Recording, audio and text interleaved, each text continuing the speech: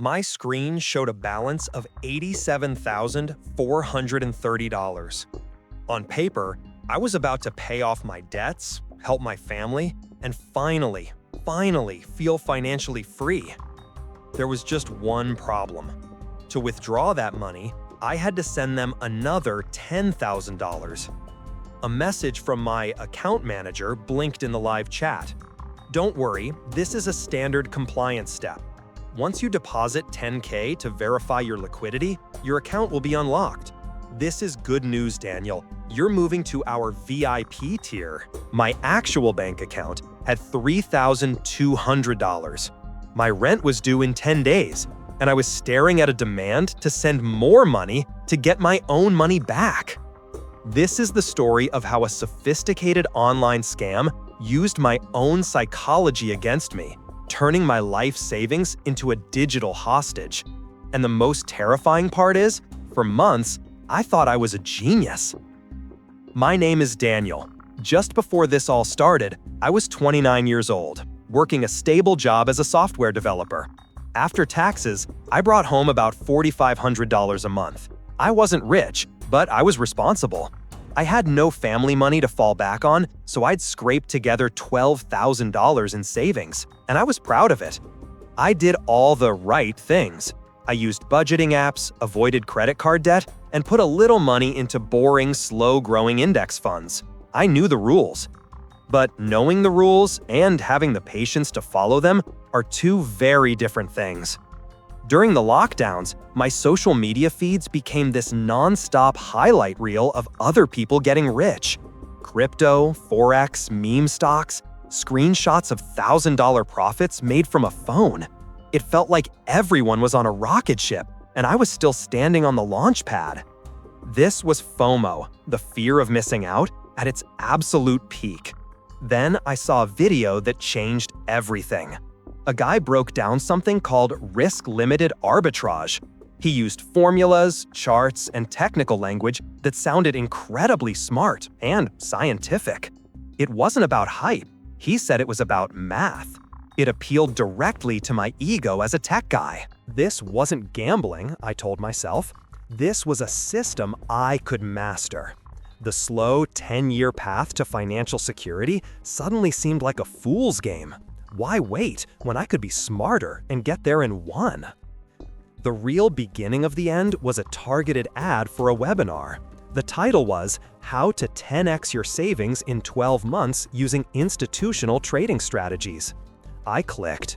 For 2 hours, a so-called quantitative trader walked us through his system.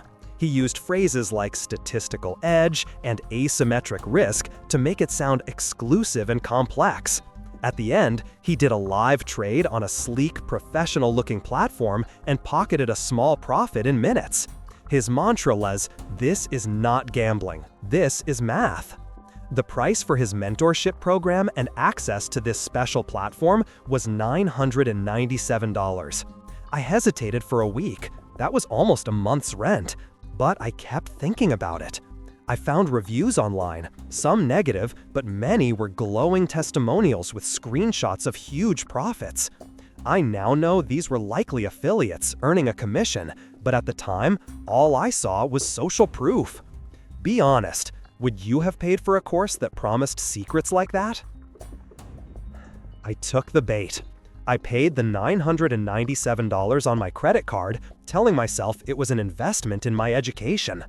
The program recommended a starting deposit of at least $5,000 to make the math work. I was cautious, so I started with $3,000 from my savings. The platform was impressive. The charts were real-time, the interface was clean, and our private Telegram group was buzzing with about 200 other members. I followed the mentor signals exactly. My first trade made a 3.2% profit. My second, 2.1%. My third, 4.5%. My $3,000 grew to nearly $3,500 in a week. It wasn't life-changing money, but it was validation. I felt smart. The Telegram group was an echo chamber of success. Another green day, just hit my weekly goal. No one ever mentioned a lost trade. Feeling confident, I deposited another $2,000. Within a month, I had put in $10,000, almost my entire savings. The balance on the screen showed $13,800. My overconfidence was growing. Then came the phone call. A staff member told me I might qualify for their managed tier. To unlock it, I needed to get my account to $25,000. The idea lodged itself in my brain. I stopped thinking about protecting my savings and started thinking about scaling my profits. That subtle shift is how they hook you. Over the next 2 months, the numbers on the screen kept climbing.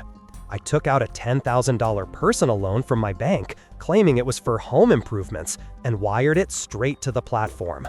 My total deposits were now $20,000. My account balance showed over $41,000. But a small logical part of my brain knew it was just numbers on a screen. So I decided to test them. I requested a small withdrawal of $1,000. 2 days later, the money hit my bank account. That was the most expensive $1,000 of my life. It was the kill shot for my skepticism. My final logical objection, what if it's a scam, was silenced. A real scam wouldn't send you money, right? Wrong. This is a classic tactic to build trust before going for the final kill. Do you think this was the biggest red flag of all, disguised as good news? When they called again about a new profit share model, I was all ears. If I could get my account to $50,000, they would match it with $50,000 of their own. They even sent me a professional-looking PDF contract. If you were in my place, what would you have done? I didn't have the money, but by then, I was so deep in the fantasy, I was willing to do anything. I maxed out my credit cards. I took a second personal loan. And in my lowest moment, I borrowed $7,000 from a close friend, promising him it was a sure thing. Would you ever risk a friendship for a financial sure thing? I kept telling myself it was temporary, a short-term bridge to 6 figures. My total deposits reached $46,000. The platform showed my balance at $87,430. On the screen, I was a trading prodigy. In reality, I was standing at the edge of a financial cliff, about to be pushed. The collapse started when I tried to act responsibly. I decided to withdraw $20,000 to pay back my friend and one of the loans. The next morning, the withdrawal status wasn't pending, it was rejected. The reason? Account under compliance review. Please contact support. My heart hammered against my ribs. I opened the live chat. For the first time ever, there was a delay. 10 minutes later, a new support agent replied with a scripted message about anti-money laundering regulations. They said that to enable withdrawals, I needed to deposit a $10,000 security deposit to verify my account's liquidity. It was a checkmate move. I had to pay to get paid. On the phone, a man with a calm voice explained, "Daniel, this is just a formality. You deposit the $10K, we verify it, and then you can withdraw everything. We can't bypass the system. It's regulated." I pushed back. Why wasn't this mentioned before? I don't have another $10,000. I want to close my account and take out my funds. Instantly, the friendly tone in his voice evaporated. It became cold, sharp. "If you refuse to complete compliance," he said, "your account will be flagged as non-cooperative.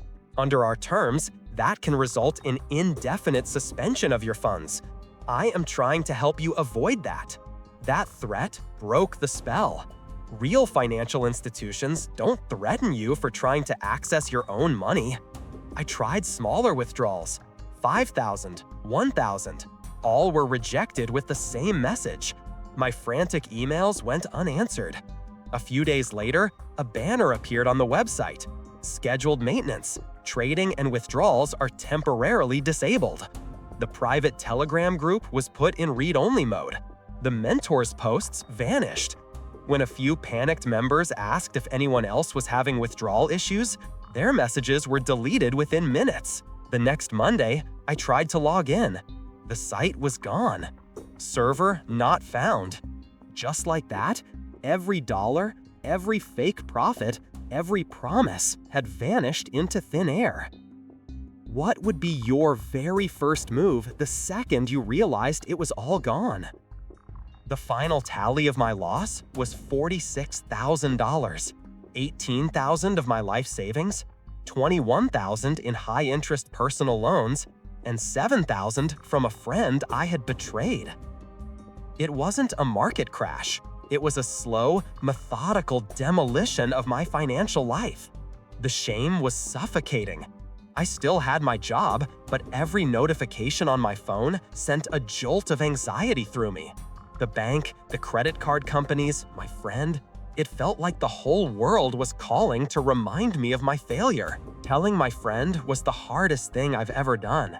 I laid it all out in a park, expecting him to yell. He didn't. He just looked at me with profound disappointment. I trusted you, Daniel, not the platform. You. That sentence hurt more than losing all the money. The banks were less understanding. I had taken the loans. The platform was an untraceable offshore entity. My debt was my problem. My credit score plummeted.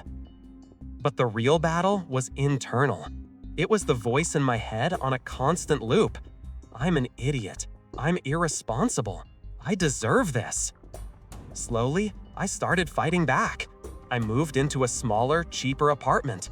I sold my PlayStation, canceled subscriptions, and started cooking every meal at home. I took on freelance coding projects, working nights and weekends. It was exhausting, but every dollar I earned felt like taking back a tiny piece of my life. It took me 2.5 years to pay back my friend in full. It will take years more to clear the loans. I'm sharing this story so you can recognize the warning signs. Here are the 3 biggest lessons I paid $46,000 to learn. I'm curious, what do you think was the biggest mistake I made along the way? Was it the first course? The first loan? Or trusting the small withdrawal? Let me know in the comments. If you've ever been in a situation like this, or even close to one, share your story below. Reading about other people's experiences is one of the best ways we can all learn to protect ourselves. Thanks for listening.